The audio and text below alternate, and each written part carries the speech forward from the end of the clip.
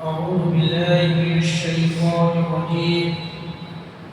بسم الله الرحمن الرحيم. فلما جاء أمرنا نجينا صالحا والذين آمنوا معه برحمة منا ومن خزي يومئذ إن ربك هو القوي العزيز. جب حضرت صالح علیہ السلام کی قوم کے اوپر اللہ تبارک و تعالیٰ کا عذاب آیا تو اللہ نے کہا کہ جب ہمارا عذاب آیا تو ہم نے صالح علیہ السلام کو اور جو صالح علیہ السلام پر جو لوگ ایمان لائے تھے برحمت منا اپنی رحمت سے انہیں ہم نے نجات دے دیا، ہم نے انہیں بچا لیا، ومن خزي يومئذ اور اللہ رب العالمین اسے اس دن کی رسوائی سے بھی بچا لیا۔ ان ربک هو القوی العزیز، بے شک آپ کا رب بڑا طاقت والا ہے اور بڑا غالب والا ہے۔ وَأَخَذَ الَّذِينَ ظَلَمُوا الصَّيْحَةُ فَأَصْبَحُوا فِي دِيَارِهِمْ جَاثِمِينَ، اور جن لوگوں نے ظلم کیا تھا اسے اللہ رب العالمین نے آواز کے ذریعے سے پکڑ لیا، ایک چیخ آئی اللہ تعالیٰ کی طرف سے، اس آواز نے اسے گرفتار کیا اور اسے موت کے گھاٹ اتار دیا۔ فَأَصْبَحُوا فِي دِيَارِهِمْ جَاثِمِينَ، گویا کہ وہ اپنے گھر میں اس طریقے سے پڑے رہ گئے کہ ان کا کوئی وجود ہی نہیں تھا، بولتے وہ پڑے رہ گئے۔ ایک پرندہ جب مرتا ہے تو مٹی میں کیسے پڑا رہتا ہے، کوئی پوچھنے والا نہیں۔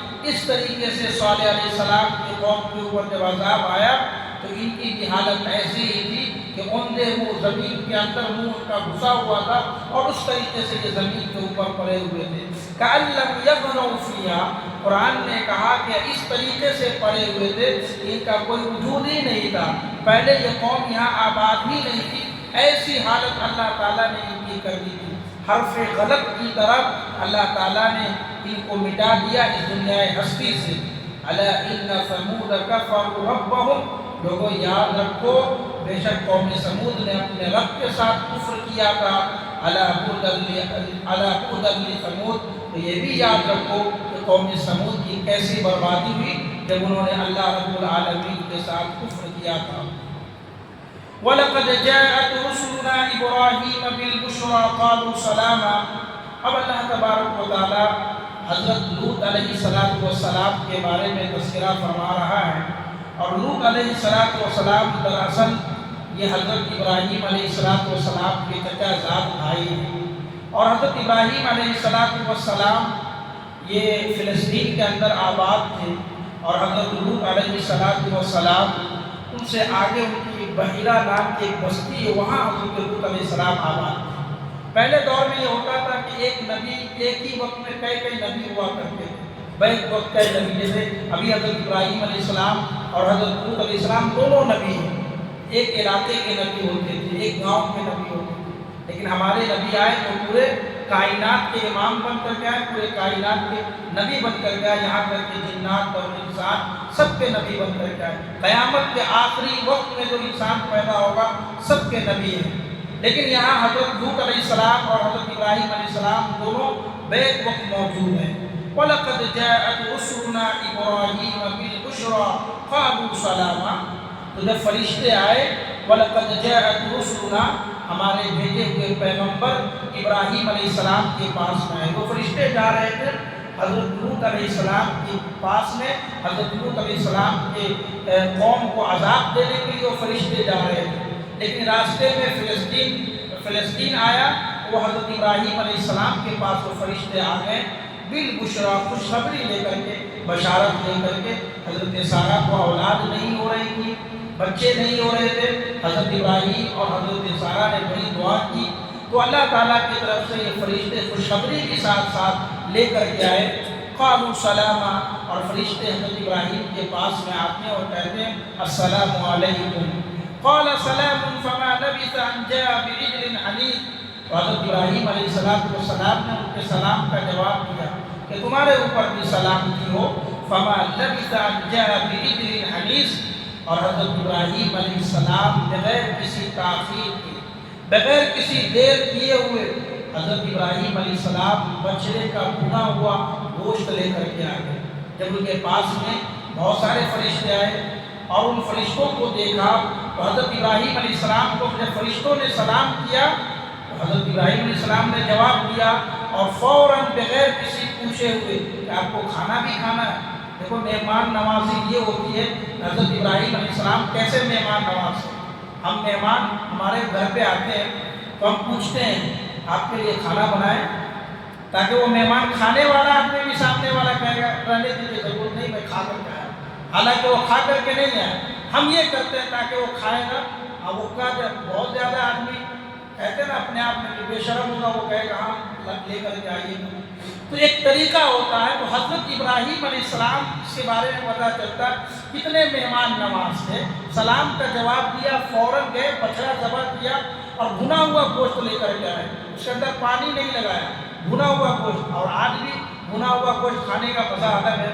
تو حضرت ابراہیم علیہ السلام بغیر کسی تاخیر کی، سے یہ بھی پتہ چلا یہ فرشتے آئے تھے اور اللہ کے جو پیغمبر ہوتے وہ بھی غیب کی خبر نہیں رکھتے، ان کو پتہ نہیں تھا، ان کو لگا کہ کوئی انسان آیا ہے، ان کو پتہ نہیں تھا کہ فرشتہ ہے، فرشتہ کھاتا پیتا نہیں ہے۔ تو انہوں نے یہ سمجھا کہ یہ انسان ہے۔ اس سے یہ معلوم ہوا کہ جو انبیاء ہوتے ہیں، جو پیغمبر ہوتے ہیں، انہیں بھی غیب کی خبر نہیں ہوتی، اگر غیب کی خبر ہوتی تو یہ جان گئے ہوتے۔ فما لبث ان جاء بعجل حنیذ، تو انہوں نے بھنا ہوا گوشت ان کی خدمت میں پیش کیا۔ فلما رأى أيديهم لا تصل إليه نكرهم وأوجس منهم خيفة۔ اچھا ایک چیز یہ بھی پتہ چلا، انہوں نے یہ نہیں کیا کہ یہ کتنا خاص مہمان ہے، پہچان بھی نہیں رہے یہ ہمارا سبندی ہے یا ہمارا کوئی سگا ہے، یہ پہچان نہیں رہے، لیکن ان کے لیے بچنے کا بھنا ہوا گوشت لے کے آ رہے۔ آج ہم اپنے سگا کو بھی اچھا نہیں کھلاتے ہیں، وہ پہچان نہیں رہے۔ ہم مہمان کی قدر کب کرتے ہیں؟ جب ہم اس کو پہچان رہے ہوتے ہیں کتنا خاص ہے، اس طریقے کا ہم خاص انتظام کرتے ہیں۔ اگر کوئی بیچارہ آ جائے، کوئی مسکین آ جائے، ہم اس کو تو پوچھتے تک نہیں ہیں۔ تو یہاں دیکھیں ابراہیم علیہ السلام سے ایک سبق یہ بھی ملا کہ کوئی بھی آئے گھر پہ اس کی خدمت کی جائے۔ فلما رأى أيديهم، جب حضرت ابراہیم علیہ السلام بھنا ہوا گوشت لا کر کے ان کے سامنے رکھا، فلما رأى أيديهم، ابراہیم نے دیکھا ان کے ہاتھ کو لا تصل إليه، اس کھانے کی طرف نہیں بڑھ رہے۔ وہ فرشتہ تھے، فرشتہ کھانا نہیں کھاتے، تو ان کے ہاتھ اس کھانے کی طرف نہیں بڑھ رہے۔ نکرهم وأوجس منهم خیفة، حضرت ابراہیم علیہ السلام بڑا پریشان ہو گئے اور ابراہیم علیہ السلام ڈر گئے۔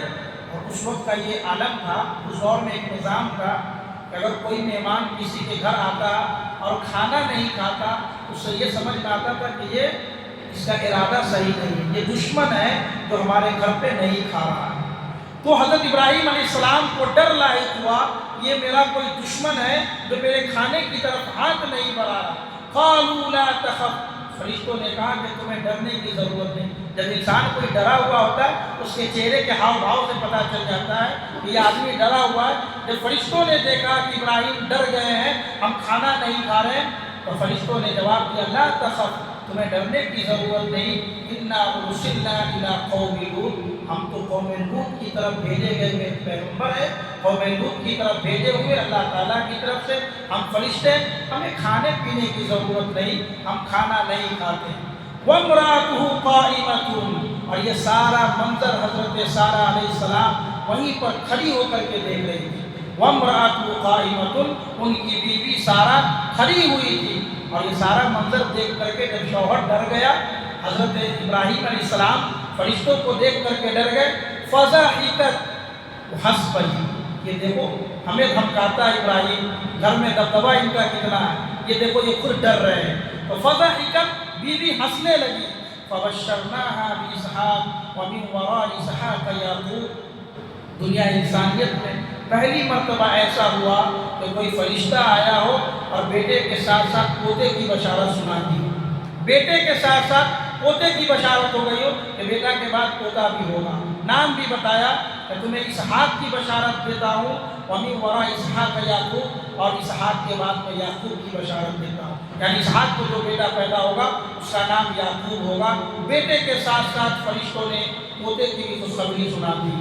قالت یا ویلتی أألد وأنا عجوز وهذا بعلی شیخا، حضرت سارہ کہنے لگی یا ویلتا، ہائے کاش میری ہلاکت ہو، میری بربادی ہو، میری کمبختی، اَأَلِدُ مجھے بچہ پیدا ہوگا، وَأَنَا عَجُوزٌ میں تو باجھ عورت ہوں، وَهَذَا بَالِي شَيْخًا اور میرا شوہر ابراہیم یہ تو بوڑھا ہو چکا ہے، إِنَّ هَذَا لَشَيْءٌ عَجِيبٌ یہ تو بڑی عجیب بات کر رہے ہو اللہ کی طرف سے آئے ہوئے فرشتوں۔ قَالُوا أَتَعْجَبِينَ مِنْ أَمْرِ اللَّهِ تو فرشتوں نے کہا أَتَعْجَبِينَ مِنْ أَمْرِ اللَّهِ تم اللہ کے اس حکم پر تعجب کرتی ہو، اے سارہ تم اللہ رب العالمین کے اس حکم پہ تعجب کرتی ہو۔ رحمت اللہ وبرکاتہ علیکم اہل البیت اللہ کی رحمتیں ہو، اللہ کی برکتیں ہو اے اہل بیت تمہارے اوپر۔ دیکھو وہ کہتے ہیں کہ اہل بیت میں بیویاں نہیں آتی، یہاں حضرت سارہ کو بھی فرشتہ اہل بیت میں شمار کر رہے کہ اے سارہ تمہارے اوپر اللہ کی رحمتیں ہو، تمہارے اوپر اللہ کی برکتیں ہو اے اہل بیت یعنی نبی کے گھر والے۔ انہ حمید مجید بے شک اللہ رب العالمین بڑا تعریف والا ہے، بڑا بزرگی والا ہے، وہ جو چاہے جب چاہے جیسے چاہے اولاد عطا کر سکتا ہے، بغیر باپ کے بغیر ماں کے بھی اللہ رب العالمین اولاد پیدا کر سکتا ہے۔ اور اللہ نے پیدا کیا حضرت آدم علیہ السلام کو بغیر ماں باپ کے پیدا کیا، حضرت حوا علیہ السلام کو بغیر باپ کے پیدا کر دیا، اور حضرت مریم علیہ السلام کو اللہ تبارک و تعالیٰ نے بغیر باپ کے پیدا کیا۔ یہ تو اللہ رب العالمین کا نظام ہے، چاہے اللہ رب العالمین جوانی میں بچہ دے یا بڑھاپا میں بچہ دے، اللہ رب العالمین کا نظام ہے، وہ جو چاہے وہ کر سکتا ہے۔ فلما ذهب عن إبراهيم الروع وجاءته البشرى يجادلنا في قوم لوط جب ابراہیم علیہ السلام کا ڈر ختم ہو گیا، ان فرشتوں سے پتہ لگ گیا کہ اللہ تعالیٰ کی طرف سے آئے ہوئے فرشتے ہیں، پیغمبر ہے، اللہ کے جانب سے احکامات لے کر کے آئے ہیں۔ وَجَاءَتْهُ الْبُشْرَىٰ يُجَادِلُنَا فِي قَوْمِ لُوط ان کو پتہ لگ گیا یہ تو مجھے خوشخبری دیں گے اور سیدھے حضرت لوط علیہ السلام کے پاس جائیں گے۔ يُجَادِلُنَا فِي قَوْمِ لُوط تو حضرت ابراہیم علیہ السلام حضرت قوم لوط علیہ السلام کے قوم کے بارے میں ان فرشتوں سے جھگڑنے لگے۔ کیا بات ہوئی ان دونوں کے درمیان؟ یعنی سارا واقعہ سارا منظر فرشتوں نے آ کر کے حضرت ابراہیم کو سنایا کہ میں جا رہا ہوں قوم لوط کے پاس میں، وہاں اللہ کا عذاب کا حکم آ چکا ہے۔ اور حضرت ابراہیم علیہ السلام بڑے رحیم انسان تھے، بڑے رحم والے انسان تھے، بڑے حلیم تھے، بڑے بردبار تھے، بڑے نرم دل تھے، ان کو بڑی تکلیف ہوئی۔ تو اس بستی میں حضرت لوط علیہ السلام موجود ہے، آپ اس بستی کو ہلاک نہیں کر سکتے۔ یجادلنا فی قوم لوط اللہ تعالیٰ کے جانب سے جو فرشتے آئے تھے ان سے ابراہیم جھگڑنے لگے کہ آپ کبھی عذاب نہیں لا سکتے، آپ ایسا نہیں کر سکتے۔ اللہ تعالیٰ سے دعا ہے رب العالمین ہم سب کو ان طریق باتوں پر عمل کرنے کی توفیق عطا فرمائے۔